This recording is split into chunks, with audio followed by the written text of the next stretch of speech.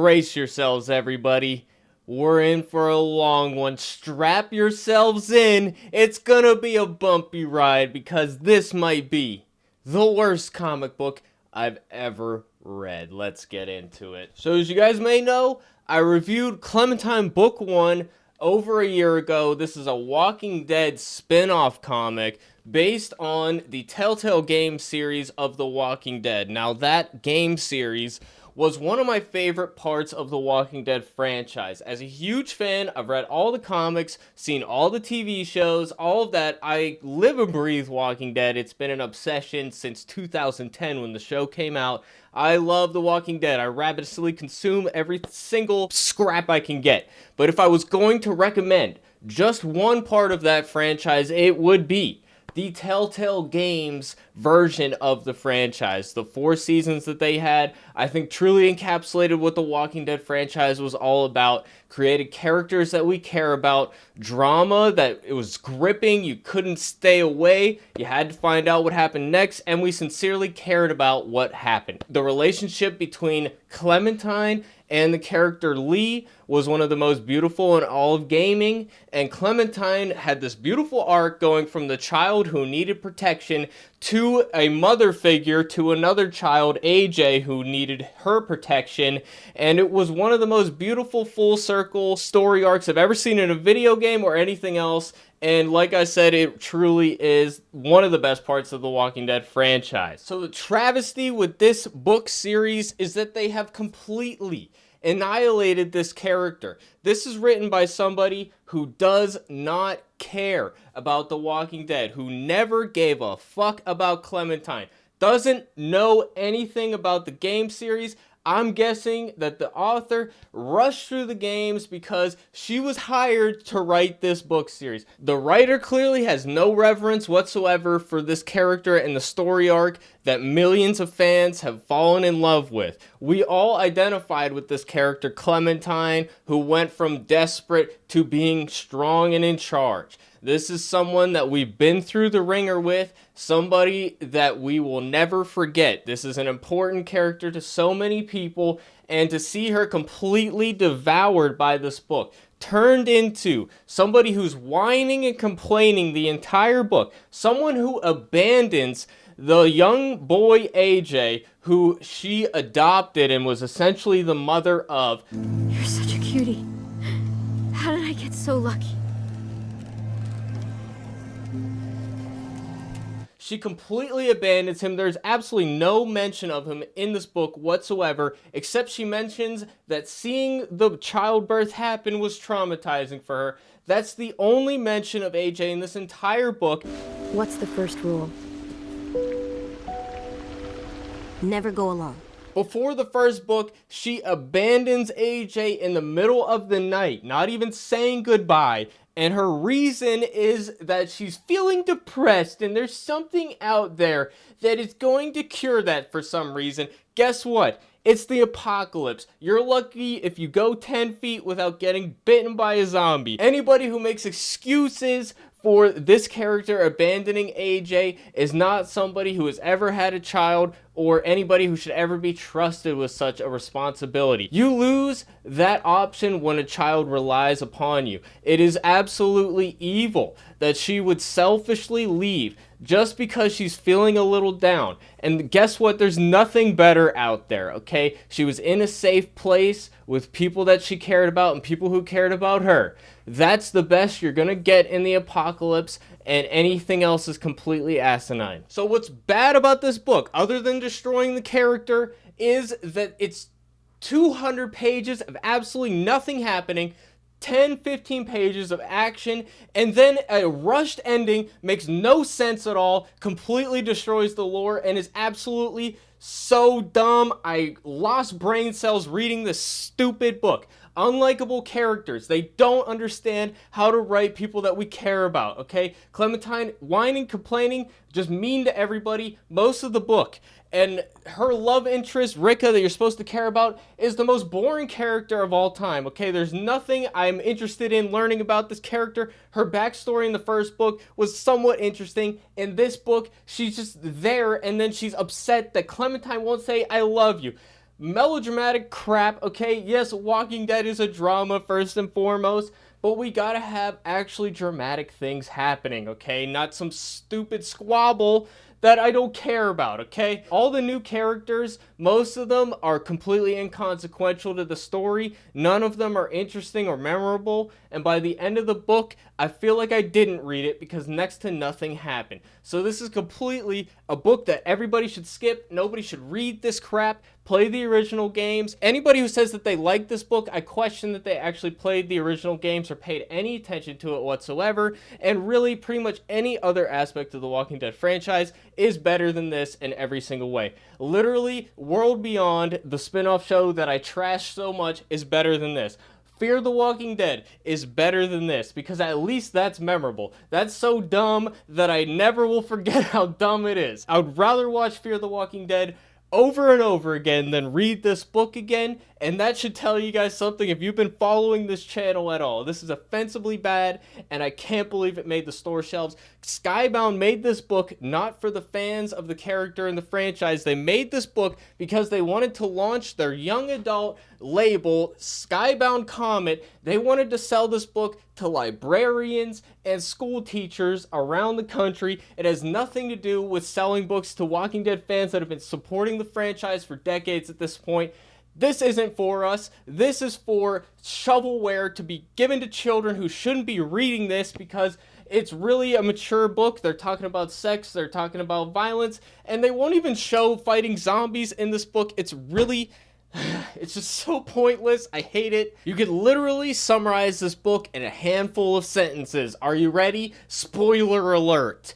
They crash the plane from the end of the first book. They end up on an island. Clementine's in a coma. She wakes up. Zombies, after 200 pages, end up overtaking the island. They go back, and now they're in a new settlement that isn't explained, and all of a sudden, they're on a boat to Greenland. No, I'm not kidding. They're going across the ocean, leaving AJ forever in the background, completely abandoning him for once and for all, not even thinking about him, being a complete bitch. And I hate Clementine because she's driving me nuts, and I hate this book very much. And the other thing is you might like the art. I don't know, it's fine, I guess. If you like the kind of childish cartoony style, that's fine. I'm not personally a fan of it. The gray tones are okay, but really, if that's the only redeeming quality of this story, it's not nearly good enough to justify your purchase, so don't make your purchase based on that. And with that, I think we should get into the breakdown before I have an aneurysm, and I'll see you guys on the other side. So here it is, everybody. It's the book I've been dreading since I finished the review for book 1. I have not been looking forward to this, other than looking forward to doing this review for you guys, trashing it. But we could start off with the cover. The cover is probably the best thing about the book. Not that it's anything special or that great. I like the colors. Okay, I want to say something positive before we get into this. I like the colors on the cover. That looks alright. That's about it. That's about all I could say. And we start off pretty much just resolving the cliffhanger we had at the end of the last book, which the last book ended with the plane flying off into the distance, and whenever you have that at the end of a story, it's supposed to be kind of a hopeful thing. Who knows what's off in the distance, riding off into the sunset, etc. And it was supposed to be mournful because we're letting the dead guy Amos take one last look at the plane before we leave him behind forever because he died. So we just resolved that right away. They crashed the plane, I guess. I don't know. They never really explained what happened there, but that looks like a crashed plane to me, so that's what I'm guessing. And we skip past all the interesting parts in this book to get to the boring parts of them talking about nothing at all. And the dialogue is terrible, and that's what the book is about, and all these half-baked ideas that aren't fully fleshed out pretty much ever. That's what we get in this book. So here we got them talking about, I think I dreamt being up there in the sky. And then they're talking about birds live in the sky. Birds have it better than us. I mean, I guess. I don't know. Birds don't live in the sky, though. They make nests, but whatever. And then now they're talking about where they're going to end up going. they're saying, we're in your homeland, aren't we? Meaning Canada, because I guess Rika, these are dumb names, by the way. Rika, Olivia is called Ol. These are all terrible sounding names. Nobody's got a normal name in this book. Everybody sounds dumb. Okay, that's one thing that continues the trend from the previous book. Nobody sounds normal. And now, isn't this your homeland or whatever, wherever? Do they even know where they are? They don't have maps or anything. How would they know? It's not like it's labeled on the earth. This is Canada. Yes, and as the only Canadian, I'm allowed to call this place a mess. They need a plan. There's nothing here except for walkers, shit, and men. Yes, men bashing, because that's so popular nowadays. Everybody hates men, okay? And I guess they've run into people that we didn't see off screen, so I don't know. I've seen some great beards, though. Okay, yeah, so now they're talking about a plan. They say everything we've done needs to matter. How about going back to AJ? Does that not have to fucking matter? That you saved AJ and abandoned him and left him behind so that he's probably resentful of life? Who knows if he's even still alive? You don't know what's happening. You assumed it was safe, and then later in the first book, you said that you abandoned him because you thought he would die eventually. So you should probably go back to AJ. But no mention of him at all. That would be an endpoint. They're wandering aimlessly. Clem's like, we're gonna find something somewhere, really vague. How about this thing that you know exists already? You could go back to the Amish community that helped you out originally. You could go there. That would be a place to go where you could survive and then get medicine or whatever you need and then leave and go back to AJ. I would actually be okay with this book if they had an end goal in mind. And if AJ was where they wanted to go back to, Clementine realized she made a mistake, this would be a different review. But that's not what happens here. They're talking about, they're arguing, we all survived because of you, Clem. I mean, is that even true? I don't know. I mean, I think everybody died and then you flew away in an airplane. I don't think Clementine did anything had anything to do with that. I don't know. This is some gray tones I kind of like. So Cliff Rathburn, who was the gray tone artist who worked on the original Walking Dead comic, he does the gray tones here, and they are pretty good across the board, especially on the wider establishing shots. The wide shots, I don't mind the art so much. So, that's about all positive I could say about this. And now they're wandering around aimlessly, like I said, and they're talking about math, okay? They're talking about what is 6 times 2, and dude, it's so boring. Who cares?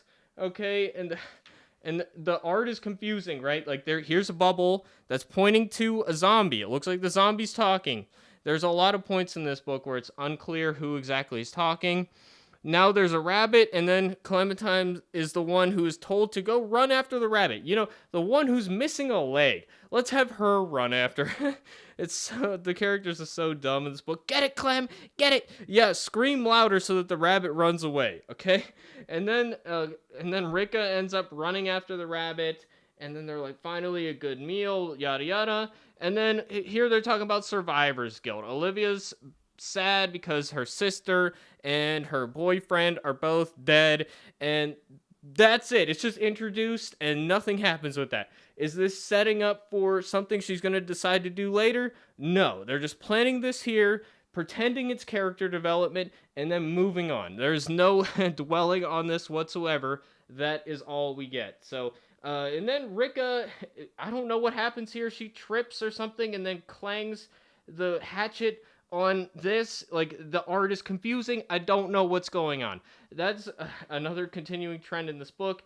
But here we got a horde of zombies that they somehow missed. This is something that happens in the Walking Dead franchise a lot. Not so much in the original comic series, but on the shows and such.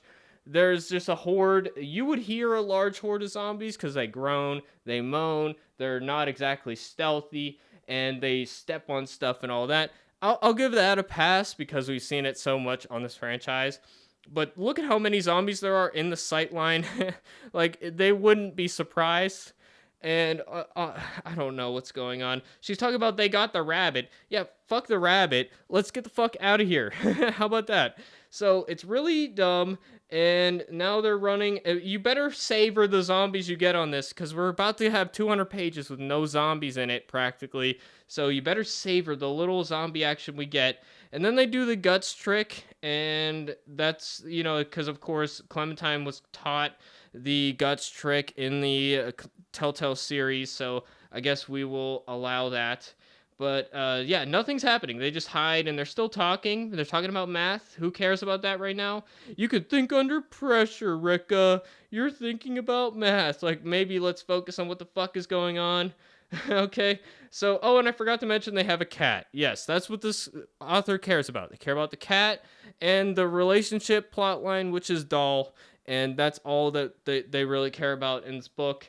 Hey, there's a cat. Isn't that great? Yes, okay, I do love cats, but it doesn't really add much to the book that there's a cat there, in my opinion, and when they use it as a plotline at the end of the book, it is really dumb, but we'll get to that when we get to that. So here's where we start the complaining in the book, okay? So now they're out of the magic bark that they got in the first book that was a painkiller. They got through all of that, but now Clementine's having problems with her leg, which makes sense. I guess she got infected somehow. That's something we find out later. And they're walking together, and then Ricka says, "We can slow down, Clem, we're not in a rush." And it's like, last I checked, there was a horde right behind you guys. So, I don't know if you can really say that, but okay. And then they move on, and apparently Ricka's vision is giving her trouble. There was no setup for this other than Clementine said it, and I suppose her clanging into this thing over here is supposed to set that up. I don't remember that being a thing in the previous book other than the fact that she needs glasses to see, but apparently she had a shit ton of glasses from what I remember. She grabbed them off of a eye doctor shelf and it supposedly worked, so I don't know, it's dumb. But gray days like this, everything's hidden, and that's a major plot line in this book. So we got somebody who's missing a leg, we got somebody who can't see, and we got Olivia who just doesn't seem good at anything. So we have three completely ineffectual characters here, and pretty much all of them should be easily defeated by these robbers that we have here. So we run into random robbers, and that's all we get. There's, no... This is just here in the book to add fake tension. It doesn't do anything for the story because they're resolved within another page or two. And they're pretty much the most pointless characters in the entire book. And then, they're fighting these guys. They have your friend at knife point. Do what they say, okay? You're not... anything you do is going to immediately result in your friend getting stabbed. Okay, Clementine? Maybe calm the fuck down. And don't get all offended when they call you a kid, because guess what? You're a fucking kid, okay? She says, "Who said we were kids? How about the fact that you're children?" That would be why they called you kids. I don't know why you're pretending that being called a kid is something offensive. It's really dumb. It's... You're a kid. Get over it, okay? You know what would make you less of a kid? Going back to AJ and being the mother to him that you were for all of that last game... Never mind. Dead horse, thoroughly beaten. Let's go on. So they ask for their weapons, and then Clementine's like, "No, I'm gonna punch you in the face instead." And somehow that doesn't result in people getting stabbed. And then the guy's like, "Oh, you stabbed me, you bitch." And then she's like, "What did you call me? I can't believe you called me a bitch." Dude, you fucking stabbed him, okay? I mean, yeah, fuck that guy. He's a robber, but come on. Like, of all things to get upset about. So stupid. How about the fact that you almost got, like, robbed and beaten by those guys? Like, calling you a bitch is the last thing. It's really dumb. And now we're healing each other up. We're getting bandaged, etc. And they're talking about scars are cool. Who cares? Alright, why is every day so hard? Fine. And Clementine's gonna change the world, guys. The world might not give us a choice. The world is hard. Then I'll change the world. Well, the best way you had to affect the future would be back at the school with the people who you were important to, who relied on you, AJ, of course, but also just all the other kids who respected you, the people that you could have had the biggest influence over, you completely abandoned. So you don't give a fuck about changing the world. You just want a fucking, I don't know, gratification of some kind. It doesn't even really explain what she's looking for.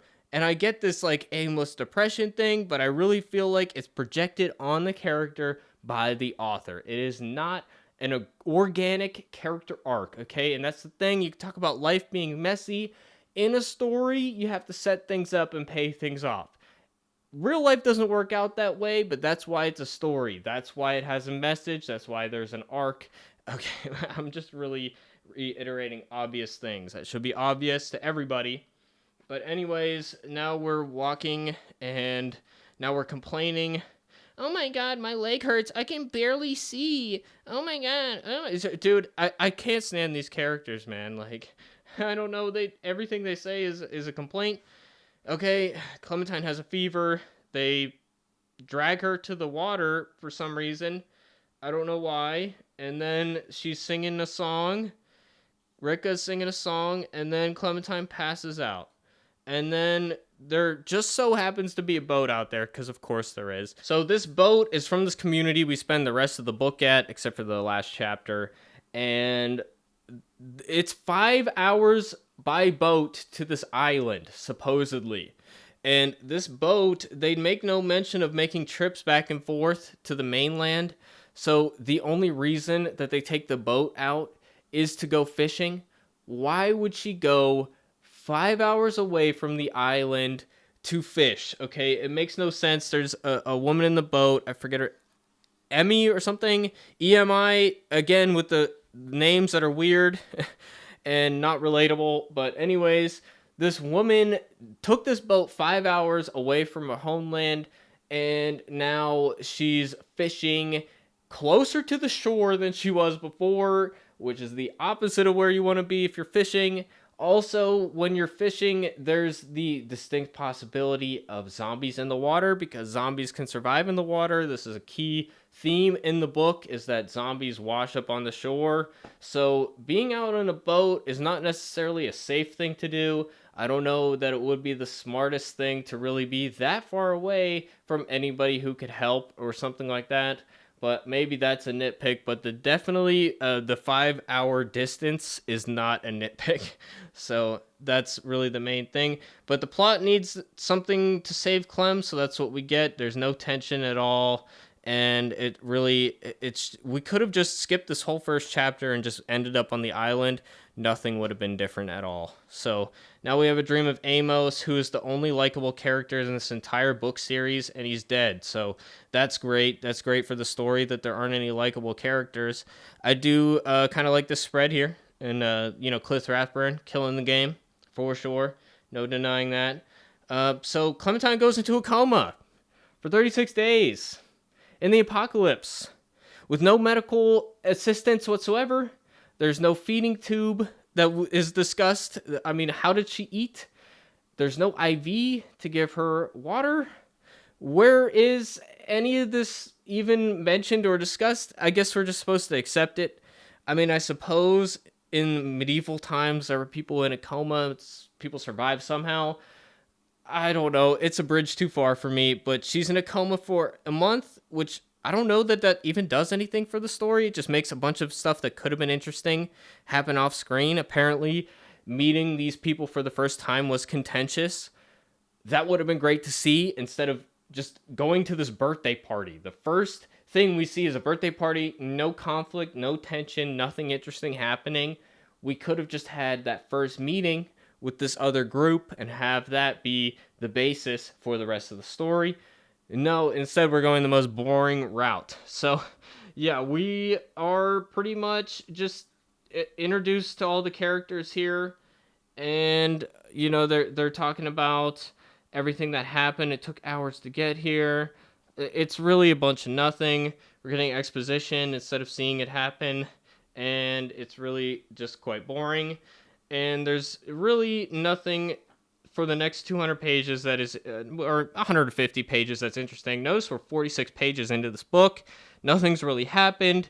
and it only gets worse from here. So we're introduced to all the characters in really quick fashion. There's a reunion with Rika, and it's supposed to be emotional, I think, but we just saw Clementine get knocked out, so it has no emotional impact for us at all.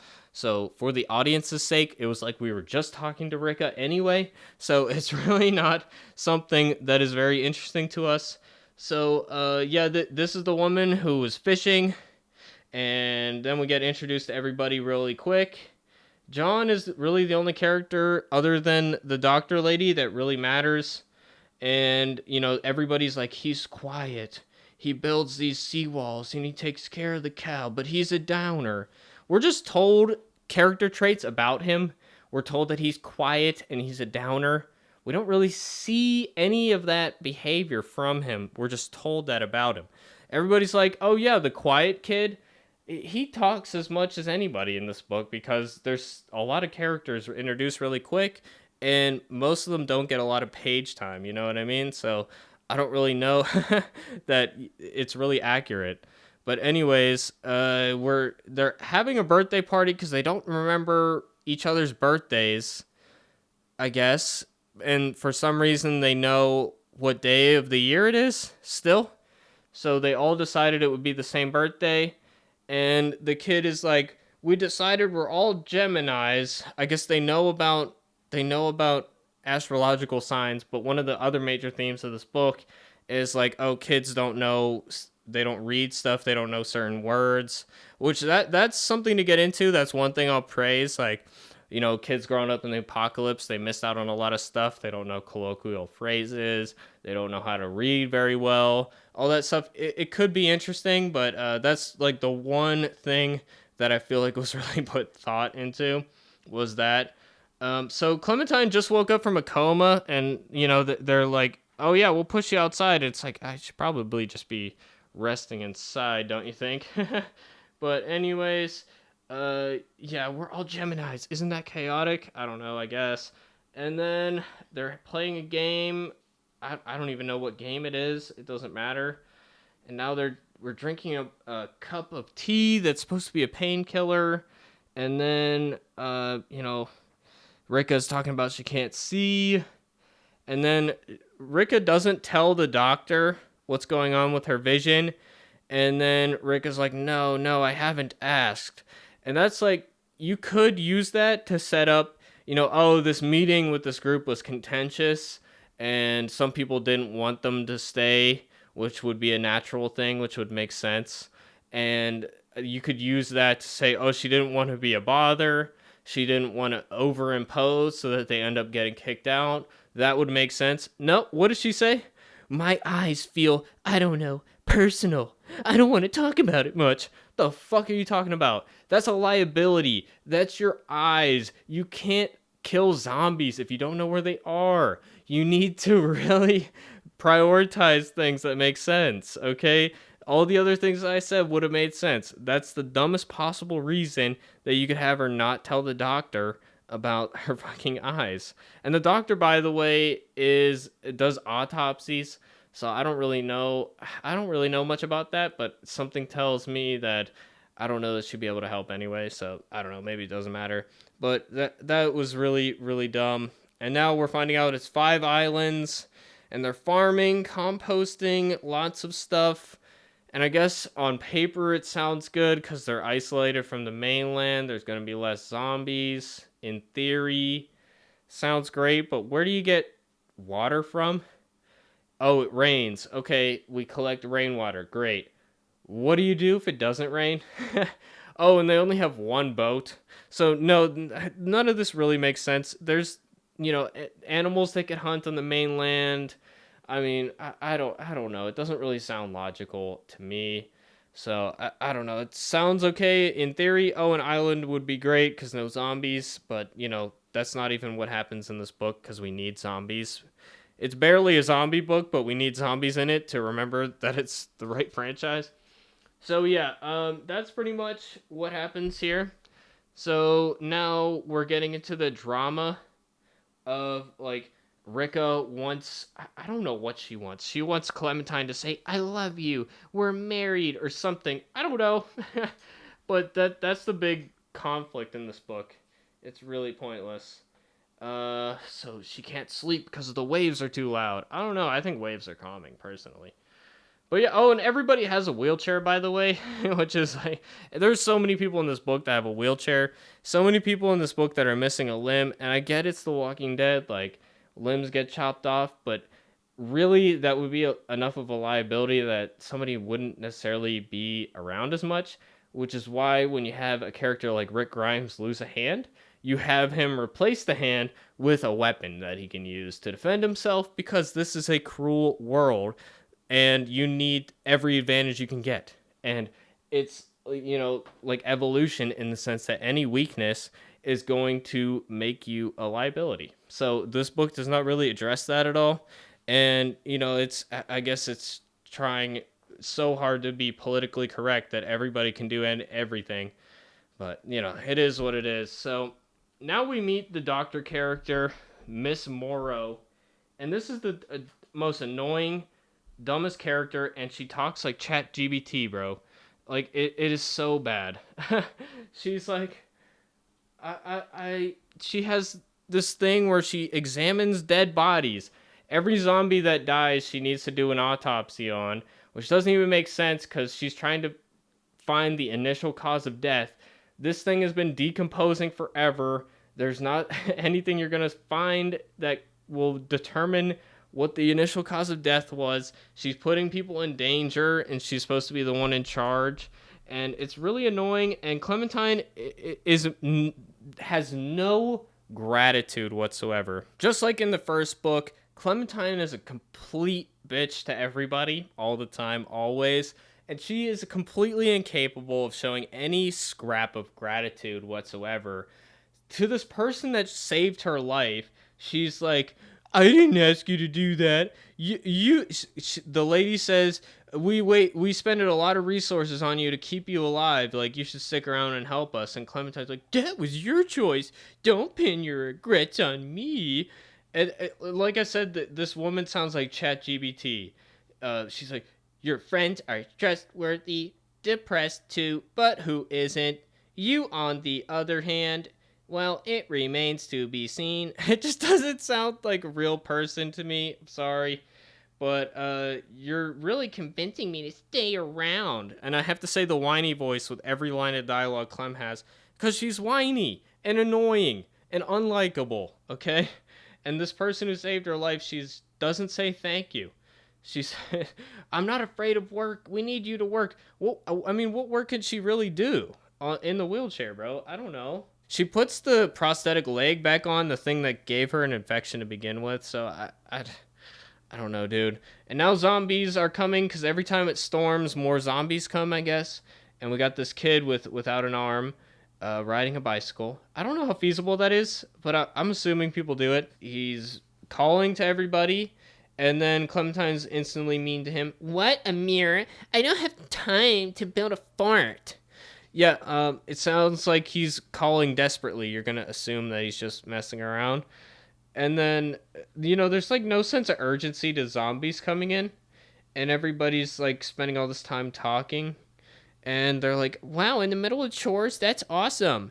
But, Rick is like, I can't see. And then she ends up going there to kill zombies. And then she's like, I can't see. And then leaves. And then, but here she's acting so excited, okay? Clementine has time to run back and get a sock for her leg thing. And then she's rushing the person who's doing her a favor. And then she runs back. And like, dude, realistically, how good of a zombie killer can she be at this point? I don't know. But she's apparently the best one ever. She's the bestest ever. And she's also really mean to this other girl who fished her out of the water, Emmy or something. And she says, I've survived the ship for as long as you have, Fen. Oh, wait, Fen is actually somebody else. Never mind. It's not the same person who fished him out of the water. I can handle a few walkers. Right, okay. And, yeah, she's just completely rude to this guy for no reason. Even though he's showing concern, like, you're coming. He's saying that because this is a girl who's been in a coma. She's recovering. She really shouldn't be doing all that physical activity, okay? she might pass out again. So I don't know, but this book writes her as the most amazing, capable person ever, just because. And we get zombies, and they're mostly dealt with off screen. The drama is Rika can't see, so Clementine's like, leave. And then, okay, and there's no real drama here because Clementine deals with it all off screen. I'm so out of shape. That's you out of shape? Yeah, that's pretty much it.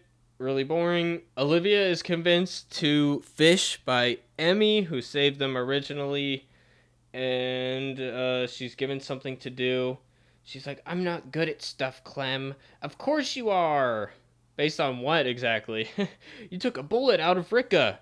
Yeah, which I don't know that was really smart, by the way. But that's criticizing the old book. But anyways, now they're going off and fishing, and then we barely see Olivia for the rest of the book. And now Rika's working on this project, and that's one of the big things. Is like making something secret, and it's gonna be amazing. We see it at the end, and who cares? I don't. And then Clementine's like trying to get through to her. I know how you feel. Your body's holding you back. It takes time. You have to focus on what you can do, not what you can't. And then Rika's like, I don't want solutions, Clem. I just need to wallow, work on my project, clear my head. Which I suppose, that makes sense. That's a common theme with like arguments between men and women is like men have problems and then they want solutions when they talk about it. But women just want to talk about their problems and be acknowledged. So this is fair enough. That's fine. But then we're talking about chores, and then Clementine is talking to the other people in the house, and they're talking about how they lost their limbs, and the kid lost his limb in a dog bite, but his dad didn't believe him. And then they're talking about their stump waiting to grow, and that was it. Fenn's totally wrong. You're super nice. And then Clem's like, oh shit, I said something that wasn't nice. Yeah, you're not nice to anybody. Like, I don't know, maybe this kid, I guess, but yeah, of course this person doesn't like you because you're snippy and complaining and just annoying. So, she barges in. It's like, did I do something to annoy you? No. Really? Why does it matter? You guys aren't staying. I don't know. I can't stand any of these characters. And then they're talking about how he has a sister in Taiwan. And then Clementine, remember in the first book when Amos said on his Rumspringa, which is his coming of age ceremony where he's going out into the world, he wanted to go somewhere specific and he wanted to fly a plane, and he had that as his dream, as his goal. He knew where he was going. He had a plan and he stuck to it. Do you remember what Clementine said to him? She said, "You're stupid and naive and you should go back." You mean like how you, Clementine, should go back to the school that you knew was safe and you had people there that relied on you? We're beating a dead horse again. But yeah, so basically now Clementine is complete opposite. It's not character development. I think it's like the writer forgot that Clementine is this person. And then she's just like, yeah, Taiwan can't be that far. You can go there. It's possible. I guess. She's been negative Nancy this whole book, like, oh, it's not safe here. We can't stay. I don't want to stay. It's not safe. I don't know. Something's wrong. What if we were missing out on something elsewhere in the world? And now all of a sudden she's like, yeah, you can get this. It does not really fit the character at all. Now they're going out to see what the doctor lady does with the bodies, which I already talked about. So they're going out at night in a place that we know zombies will wash up at random times. They're not taking any precautions. I mean, going out at night is so risky to begin with, and they're doing it. Clementine doesn't even have a light source or anything. Really stupid. How does she even navigate? Rika can't even see, so going out at night seems really dumb. So I don't know. And it's supposed to be the conflict is Rika thinks that it's like a romantic thing that that Clementine asked her to come out here, but it turns out they're investigating, and they're supposed to go to Moro's, office, I suppose, and they're going to see what she does. Guess what? She's still there, and they still barge in for some reason, and Moreau's like, your suspicion of me is a little tiresome. It just, none of this stuff makes any sense. You might as well have gone in the day, or I think the kid would be like, all right, let's go back tomorrow or something, but I don't know, it's really dumb. But the bodies, she's burying them, and it's just a really frustrating thing. Like, I get that they're human beings, and that's a theme of Walking Dead. When we had Herschel in the original comic series, who wanted to keep the zombies alive in case there was a cure, that all made sense at the beginning of the apocalypse. It's not a normal thing to just go around killing people who used to be your friends, so that made sense. This makes no sense. I mean, this is strangers, and she's not doing it because there might be a cure. She's just like, we got to record all this. And it's like, why? There's no purpose to this. And she's like overwhelmed by how many bodies there are. And I suppose, oh, she's just crazy. She just needs to do this for some reason. Fine, but like, this puts people in danger at the end, and she's constantly complaining about how much work there is to do. So why is she wasting her time on all of this? And yeah, Clementine, like, she makes sense arguing against this, but it's her fucking arguments that are stupid. Like, I mean, the logical argument would be, you should spend your time doing all this other stuff that would help out, and instead she's like, this corpse and all the others are the reason our parents are dead and the world is a pile of garbage. So I don't know, it's really obnoxious. So Moreau, dumb character. Clementine, again, just being rude. So I don't really understand. I can't get into this conflict because I can't understand the internal logic of it. If you want to be respectful, you can bury the people, but there's so many bodies. I think burning them is respectful enough. It's something. Instead, you're letting the bodies decompose. And like I said earlier, she's talking about, oh, this one zombie burned. This zombie walked under the ocean or something and washed up over here. You're not going to be able to tell that there is a burn that killed this person. You're not going to be able to tell. There's no way. And with all the decomposition, the skin sloughing off, and just being underwater for so long, there's no way. It doesn't make any sense. So, and now here, Rika is like, we should stay. And now Clementine, after this whole book saying it's too dangerous, there's something wrong, we're missing something, blah, blah, blah. Now, all of a sudden, that she has a better reason than ever to leave because we're with a crazy person. Now, all of a sudden, for no particular reason, Clementine's like, yeah, we should stay. What? You have the best reason to want to go ever, and now you want to stay. It doesn't make any sense, and the decision making is really dumb, and I just don't get it. So, it's really stupid. But yeah, I don't know. It's really dumb. And now, chapter 4, we're talking about chores. And then Olivia and Emmy are missing. And that's the big drama in this scene. They're missing. There's no reason for this because they end up being fine. There's no drama at all. And it really is the most pointless scene in the book. And then the lady Moreau's like, don't go. You guys can't go. And then later, she just kind of doesn't do anything about it. And then she talks to her son, and she's mean to him and says, you've always been useless under pressure. So we have this character, Moreau, who is just rude to her son for no reason, and she's doing all this stupid stuff. This is a character I just hate at this point, and is just an obstacle. But we're supposed to feel bad for her at the end, and I don't really. So, I don't know. It's really dumb. So now, basically, we just get a exposition dump of what happened. Basically, John is the son of the Lady Moreau, and his sister got bit, and then it was day 30 into the apocalypse, and they still don't know that bites kill you. and they still don't know that she's gonna turn after she dies. I don't know about that. I mean, wouldn't they find that out pretty early? I guess they're on this island, so maybe not. I don't know, but I mean, they know something's going on, right? I mean, he counted the days, so I don't know.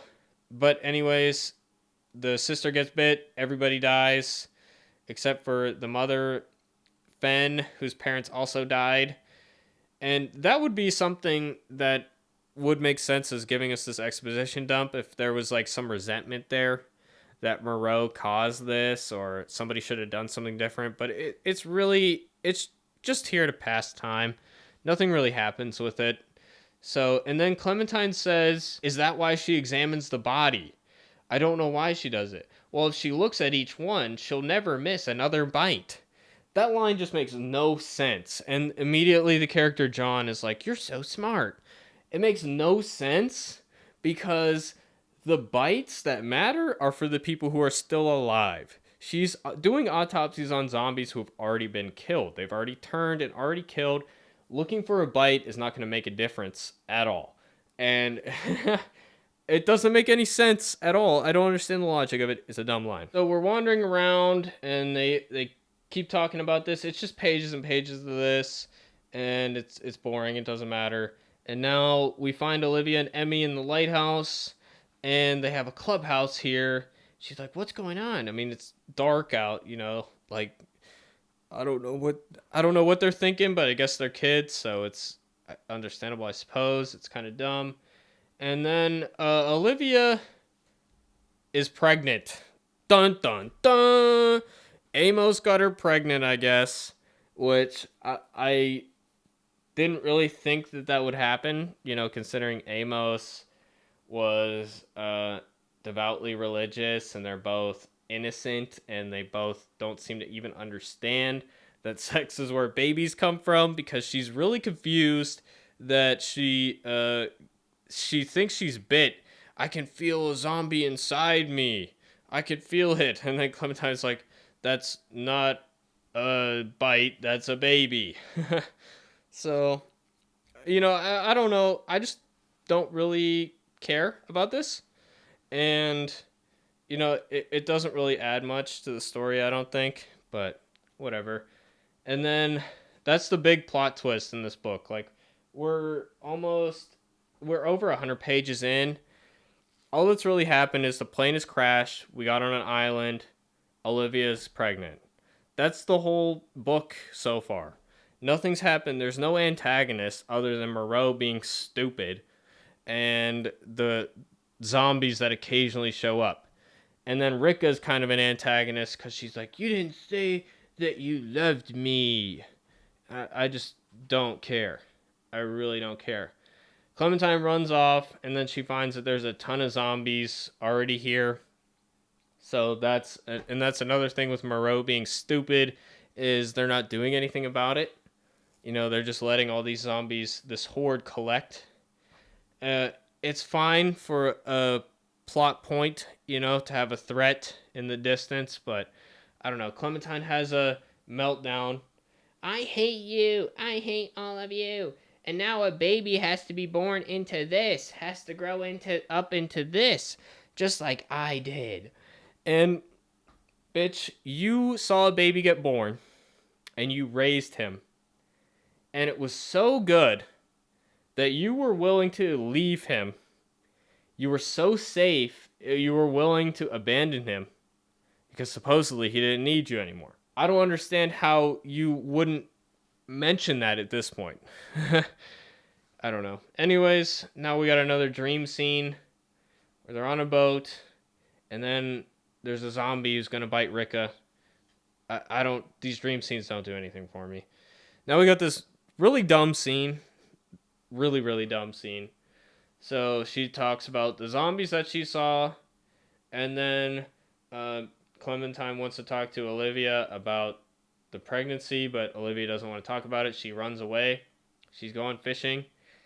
And then Clementine just tells her secret to Rika, which I guess I would too. But there's a part of me that wouldn't want to tell Olivia's secret until, I don't know. I feel like they're friends. I don't know that I would want to reveal that secret, at least without getting Olivia's, like, go-ahead first. I don't know. It's a delicate thing, but it doesn't matter to Clementine, I suppose.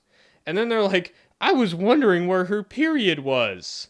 They did this in the first book, too. Like, we gotta mention periods. We gotta mention sex. We gotta mention all these things. Because I guess it's a book for children, and we need to talk about this stuff for kids. For some reason, they feel it's necessary.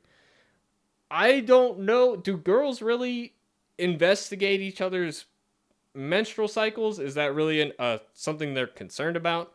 I mean, maybe they'll talk about it and mention it at some point, but I don't know. Is that really something like girls talk about? I don't know. Let me know, ladies, in the comment section. I don't know. I feel like would she even notice that her period was like, what the fuck?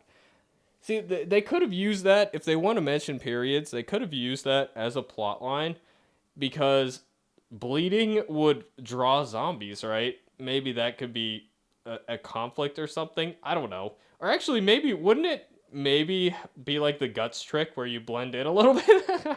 Now I'm overthinking it. It doesn't need to be here. It doesn't do anything. It's silly. It's weird. Clementine talks about AJ being born and it was so scary I blocked it out. I mean, the scary part was that the mom died, right? I mean, that's the scary part. And I think Clementine, one of the choices is that she shot the mother. So the traumatizing part is not the baby being born, although that is definitely somewhat traumatizing if you've never seen it before. I've only seen videos for the record, but I do understand there's a lot of blood involved. But really, I think somebody dying and getting murdered and killing zombies is more traumatizing than that. So I don't understand that. But yeah, then we get in this really forced argument for no reason over nothing. I was so confused what was even happening. Because Rika's like, do you regret all of this staying? No, we'd have problems like this anywhere. It's more that I've been distracted. I know we've been like, and I don't want to and I want to do stuff, but I want to make sure it's safe first. Everything is okay. Then we can, what is she talking about? Then we can fuck and make babies, I guess? I don't know what she's even talking about.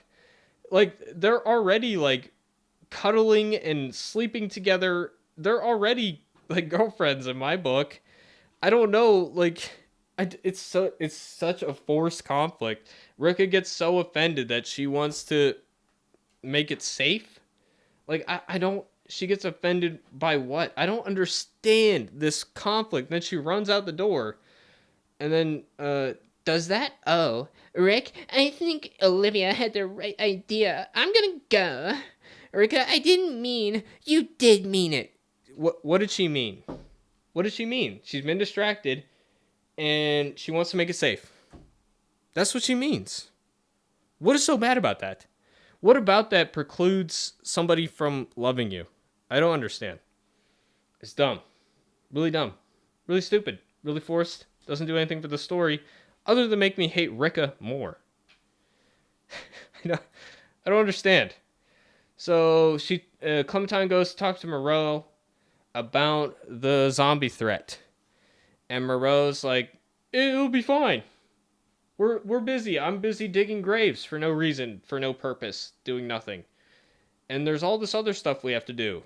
Stuff that you would think that she would prioritize over burying people she doesn't know. You know? And I don't know. It's so dumb. There's no secure way to hold walkers. Clementine's correct in this scene. And then here's a really dumb line. You're traumatized. What you've seen won't happen here. I'm traumatized. Look at what you do all day. Dealing with dead bodies was literally her profession. I don't think she's traumatized by doing autopsies. I really don't. I mean, it wouldn't make sense for her to be in that position. If she was traumatized by cutting open bodies, I mean, you could be traumatized by doing an autopsy of somebody you know. That would be traumatizing. I don't think she would have a job as a person doing autopsies, coroner, or whatever. It's just, there's so many dumb lines, but Moreau agrees. Ha! You got me there. There are many ways to die, Clementine. Walkers are just one dot on a long list. It's so stupid. This fake conflict of Rika getting upset that Clementine, I don't know, what did she want her to do? Say I love you, I guess. I don't know. That's the big thing that happens later in the book. So there's that, and then this woman Moreau won't take care of the zombies. That's the big conflict in this book. We're 150 pages in, and that's what we got. And it's the most forced conflict, characters making decisions that don't make sense, really stupid, and it's just boring, dude. I spent so long reading this. It is longer than the first one, and less happens, I swear. So now they're gonna build something. Here's something. They're gonna build a hallway, a tunnel, so that they can kill the zombies slowly. I don't really understand the mechanics of how it works when they show it later. It's something. So we're building this tunnel. We found the place we're gonna build it, and now we have Moreau coming down. She doesn't approve of this. Clementine's working at night again, not taking account of the fact that there might be zombies. Oh well. But now the Moreau lady comes by and she says, burning the midnight oil. I don't have oil. You're working late. So this is an example of something I could give a thumbs up to the book. Is it kind of would make sense that Clementine might not know all these phrases. The kids raised in the apocalypse are not exposed to movies or anything like that. So if they didn't see it happen, they don't know about it. So that's something sprinkled throughout the book. There's a few moments like that. I will give that a thumbs up, as it's something extra that isn't really mentioned in Walking Dead elsewhere. So I appreciate that. Moreau says, hiding in your work is addictive. If you're not careful, you'll blink and all of a sudden you realize you got old. This is another one of those ideas that just is planted here. Nothing really happens with it. So, that's anything remotely interesting is like that. Now Clem and Olivia are talking again. So they're talking about their first memories and applying that to the baby. What will the baby's first memory be? That's okay, I guess. It's fine. And then now we're talking about all the stuff that she learned from Moreau. They don't know what a cervix or a uterus is. I guess that's understandable. But I guess these kids need some books, man. But yeah, that's another example of kids not knowing something. Then we got this really, really fake conflict here. And Clementine says, I don't want you to think that anything is more important to me than you. That's kind of how you made it sound. You mean like surviving? I mean, surviving, I don't know, dude. It's so stupid. I can't stand this. We can't do anything if we're dead. What do you mean do? Kiss, date? What do you mean? What do you mean? You guys spent every day together before this, so I really don't understand where this conflict is coming from. You're not making me feel loved. I don't know. Dude, it's just melodramatic shit, and I don't care. That's all there is to it. I just don't care. So breakup happened, and now Clem is really sad, and they're killing zombies in the tunnel. Although this, I don't really understand what's going on here. It seems like the zombies are like crawling upward, or is this a tunnel here? I don't really know how this works, but it's something. So they're trying to kill the zombies slowly, and now Moreau and her son John are having an argument, and John, who doesn't ever talk, is talking a lot. Now the argument is like, we have other responsibilities and you're focused on this, on killing the zombies. And she does have an argument about the rainwater, like you need drinking water and all this other stuff that he's neglecting. But Clementine just is like butts in, and then Moreau is just like pulling her son's hair, and just like such an unlikable character. Can't stand Moreau. And I mean, John isn't really much better because he's neglecting all this other stuff. But yeah, and she's mad at Clementine for putting the idea in my stupid son's head that killing caged walkers is more important than clean drinking water or functional toilets. Which, the drinking water is definitely necessary. So I don't know. But yeah, and then Clementine does the low blow and says, your daughter getting bit didn't really convince you how dangerous walkers are and all that. And that was a step too far. So I don't really like Clementine saying that. But, I mean, I don't like Moreau beating her son either. So, I don't know. It's just nobody's likable in this book. Nobody at all. So, and then Moreau goes for another low blow and says, I heard about the breakup. My only regret is not breaking up with my husband sooner. We're not suited for love. Yeah, whatever. I don't know. Another dream scene with Amos, and he's like trying to convince her to tell Rika I love you, I guess. It's just melodramatic shit I don't care about. And then Clem was sleeping outside all night. Great idea. Zombies, you were just talking about how dangerous they are. You don't seem to take it that seriously. They could crawl out of the water anytime, according to this book, and you're just falling asleep outside in a very uncomfortable position, I might add. Don't understand it. But now Rika is they're friends again, I guess. Fen told us what Moreau said. Rika threw a plate at her head. It was awesome. So Rika threw a plate at Moreau's head, and this is supposed to make her likable.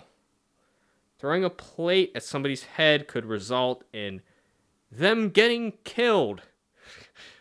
I don't think that's cute or funny. And Moreau hitting her son is worse than what she said. And Clem said something pretty bad too. So, again, no characters likable in this book. And then we see Rika's project. You know, after all this drama about this breakup or whatever, now they're totally fine again. And Rika made a synagogue. Which I will say that I do like when Walking Dead brings up like characters' religion or beliefs and stuff. It's not something we need to harp on, but I like that it's there, so I'll give that a plus. So, but, you know, again, I'm not that invested in it. It's not this like super amazing thing. And now Clem realizes we love each other.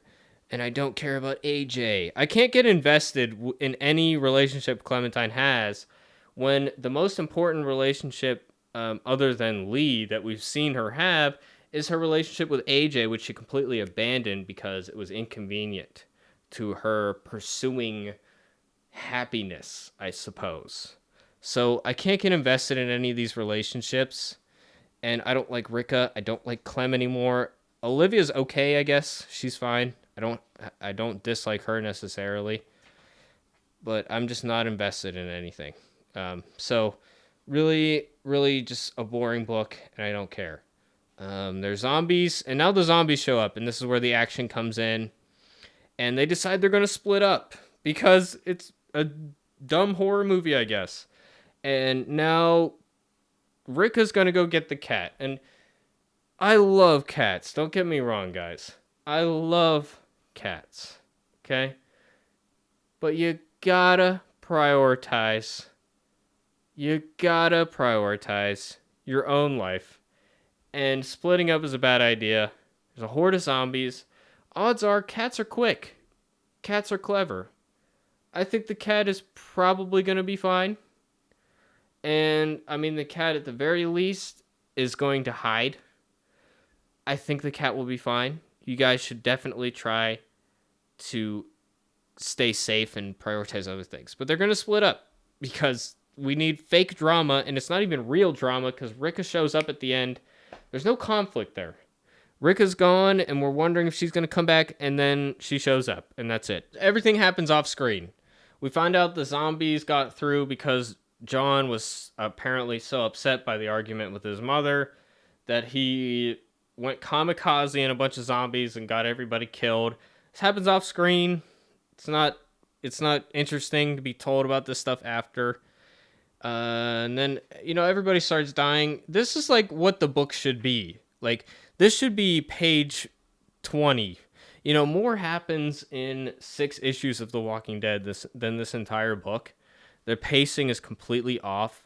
There should be multiple scenes like this in this book, like actual drama happening, conflict between characters, not a bunch of melodrama and boring backstory that we don't care about, that we don't get to see. This is the one interesting scene in the whole book because we're actually getting zombie action. Now, of course, in the Walking Dead original series, the comic series, there were whole issues that went by and there weren't zombies in it, but they were still interesting because there was other conflict with characters and stuff. That's not true of this book. You can skip 20 pages of this book and you don't miss any plot whatsoever. And now everybody's dying. We're in the horde. Everybody's getting bit and all that. This kid wants to go back for his friend Amir, and then he gets bitten. You know, it's the one okay scene in the book because things are actually happening. But Clementine does not act very heroic in this. Remember, she let her just go after the cat, and then they're on the dock. Oh, and Moreau sacrificed herself in a suicide thing. They don't even try to convince her to come. She stays with her son and gets eaten by zombies. We're supposed to care. I don't, because I don't like her. I feel bad that her son died. I don't. That's as far as that goes. So I don't really care about it.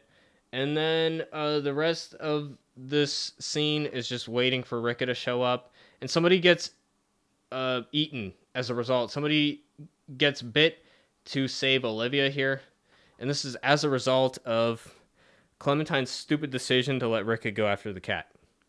So, and all this stuff about Clementine, supposedly having guilt about people dying or feeling bad that people die, she doesn't give a fuck, dude. Not even another mention of all these people who died because of her.